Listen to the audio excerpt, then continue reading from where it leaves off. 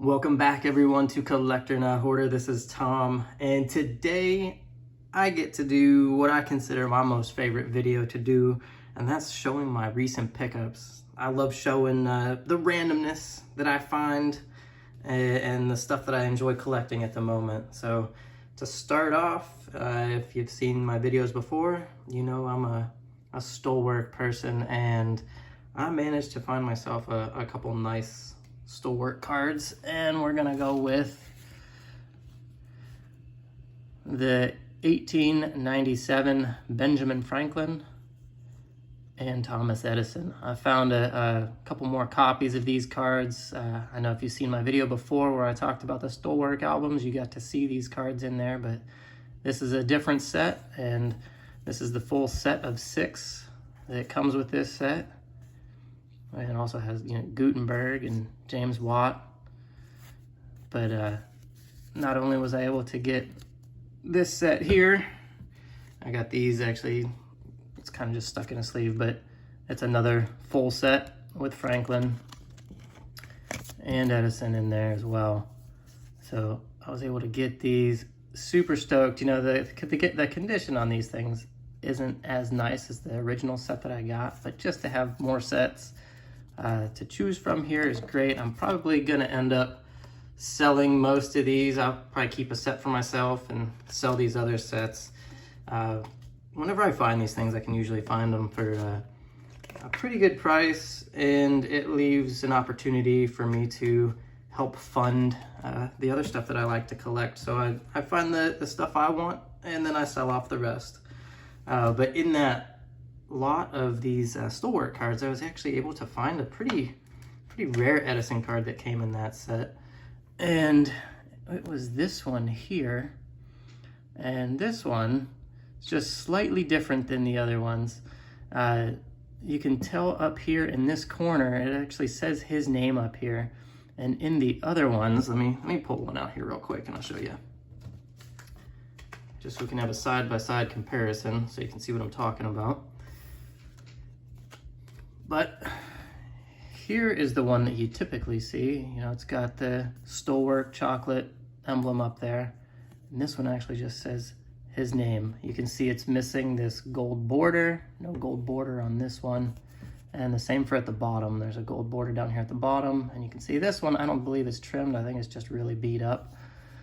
But just kind of a variation of this card that I've never seen before. And the backs of these have the stolework right up on the back, and this one is a blank back. So I think this is a pretty rare variation. I've posted these on my IG, which actually recently I started an IG account just so I could share some cards and get some insight on some stuff that I'm not super familiar with. And there was a guy that reached out to me and said that he believes that he's heard that there's variations of these cards that aren't actually stolework cards. So this is a pretty cool one, pretty rare find, I guess, since it's a blank back and doesn't actually show stolework. So happy to add these to the collection. Next up, along the same line, is I was able to get the 1898 Beethoven, and there are 2 variations. These are also stolework cards of Beethoven. These come from album 2. And I had a set that was in that album that I had, but I wanted a separate set. And not only did I get Beethoven, I was able to get the 2 variations of Bach as well.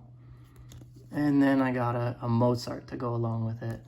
So these are all pretty nice copies of these. I just love adding this stuff just because it's so unique. You don't see them a whole lot, but wanted to pick those up since I saw them. Let's see, what else do I got here? Oh, this is actually really cool. So, I'm a Chaplin fan, Charlie Chaplin, and this is a 1917 chromo gravure, and this is considered the borderless copy. There are copies that have kind of a white border that go around the outside edge. This is the borderless version.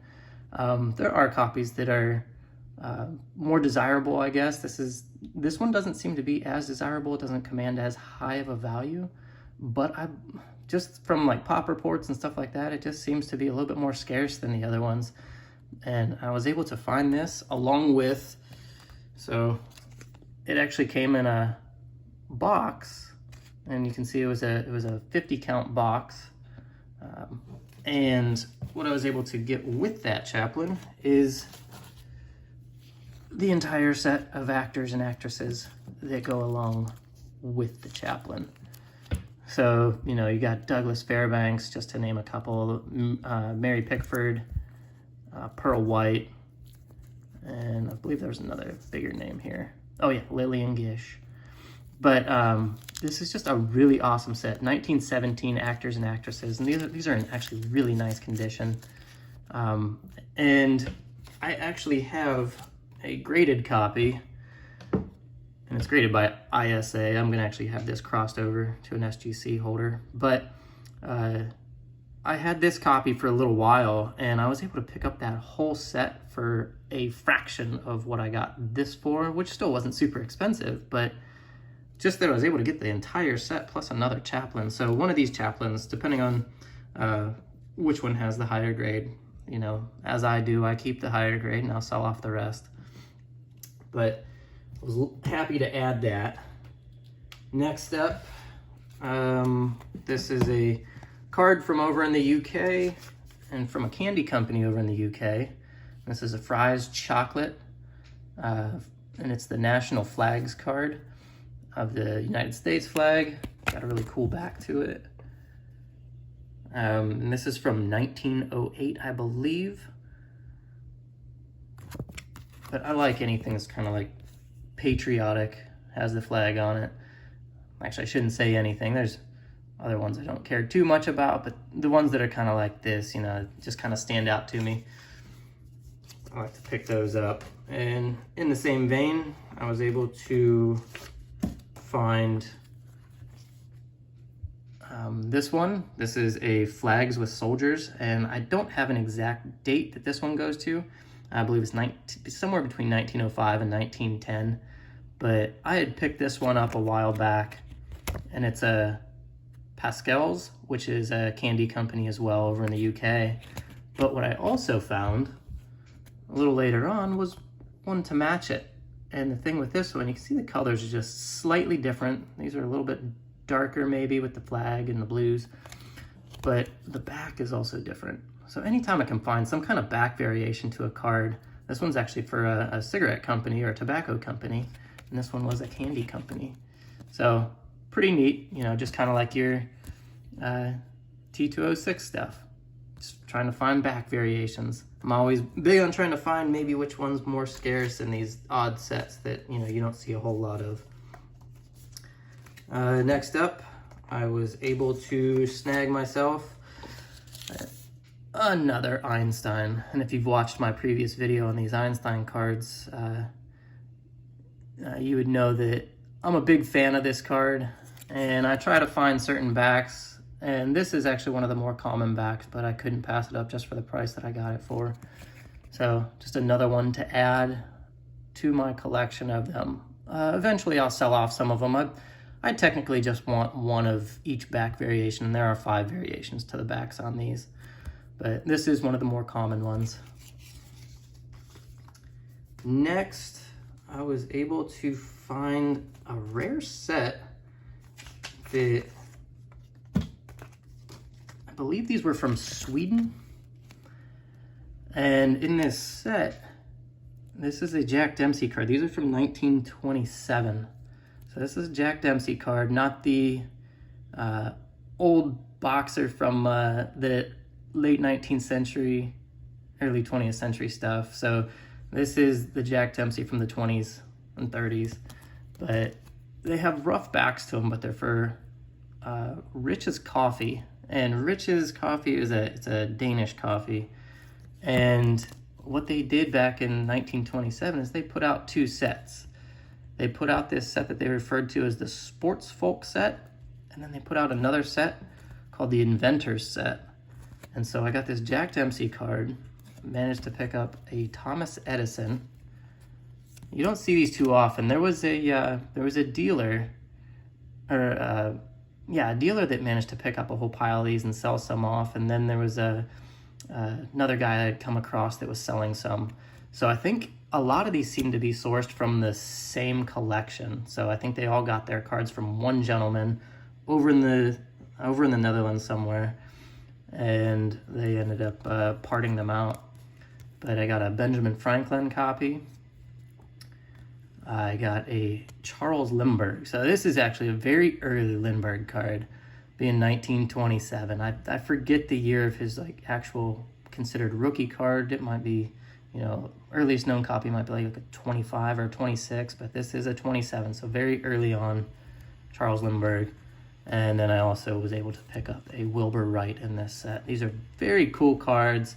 There's still some online. There's a seller, he's wanting quite a bit for them, and you got to realize some of the backs to these do have some damage to them.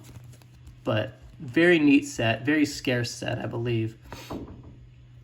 And let's see here. Going from Wilbur Wright, so we're going to stick along the Wright and aviation stuff here for a second. And I was able to come across this set. Oh, hold on. This set has Italian writing on the back, but I believe these are somewhere around the early 1910s.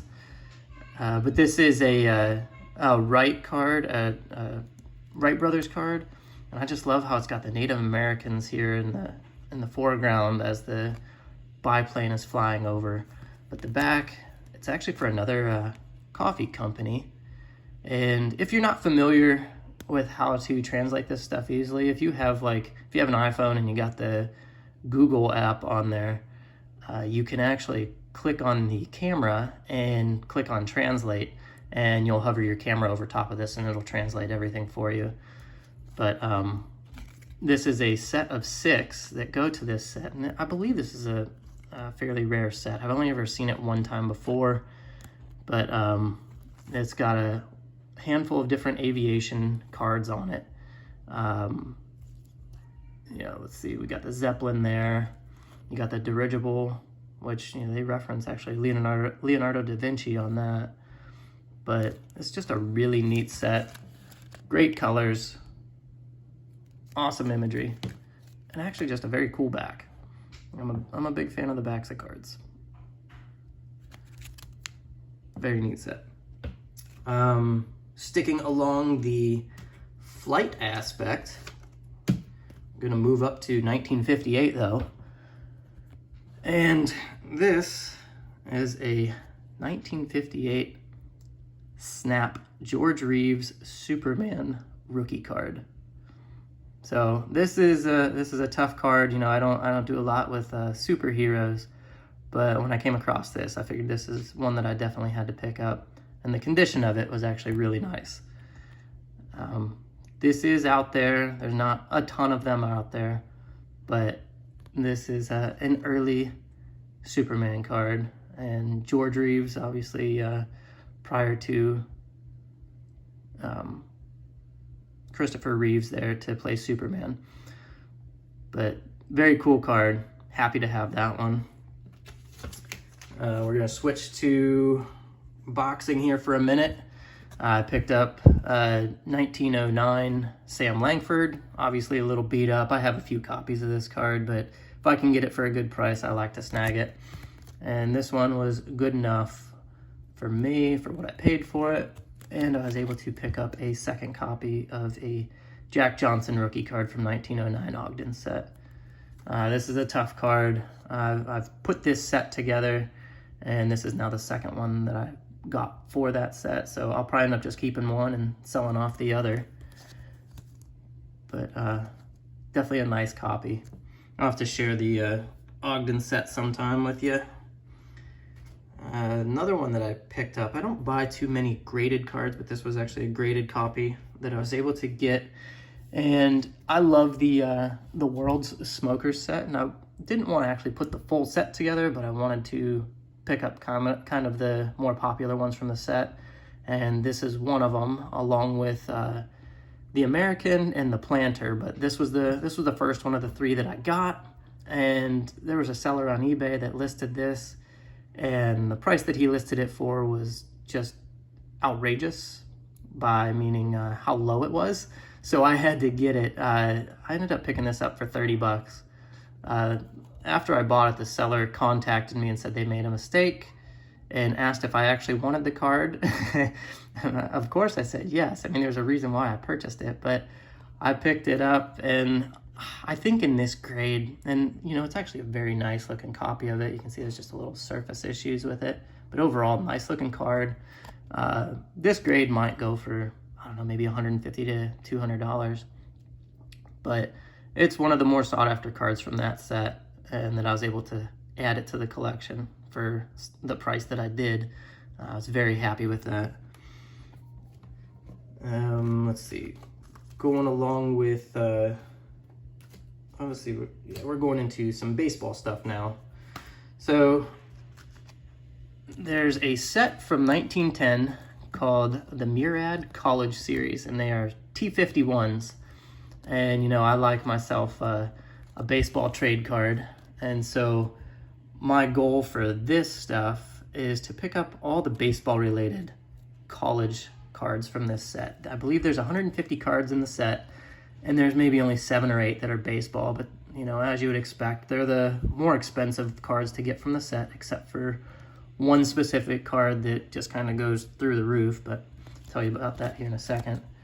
But this college series set, I had a handful of these and I sold them off, but I wanted to hang on to the baseball stuff. These are a little rough shape, but there are different series to this set. There's 6 series of 25 cards. There's a total of 150 cards that go to this set. And you can see down here at the bottom, it says College Series 1 to 25, second edition. So they actually came out with 2 editions of this card. So I believe anywhere from 1909 to 1911 is when these things were released. This one is Series 1 to 25. So this Penn State card was one of the first examples put out for it. And then this Ohio State card, which I'm a sucker for some Ohio stuff since that's where I grew up. But this is from Series 76 to 100. But on the back here, I have, let me see here. If we go back to this one. So this is the first series. So this is Series 1 to 25.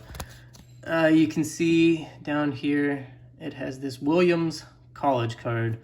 Now that Williams card, I don't have a copy of it, but that one is super expensive because they consider that to be one of the first known basketball cards that was released in a set. And if you try to find that one online, you'll see what I'm talking about by price, but it doesn't have any actual like real named players on it or anything, but I believe it's the first card to depict the game of basketball being played. So it's a pretty pricey card, and there are other basketball cards that come in this series or in this set of 150, but since that Williams card is in the first series, they consider it pretty much the number 1 basketball card out of the entire set. So definitely cool if you can find a copy of that. They are out there. They're just getting really pricey to snag. Okay, staying along baseball lines. Picked up one of these here. This is an 1881 Tobin baseball trade card. So this is actually, I believe, the 3rd copy of this card that I've had.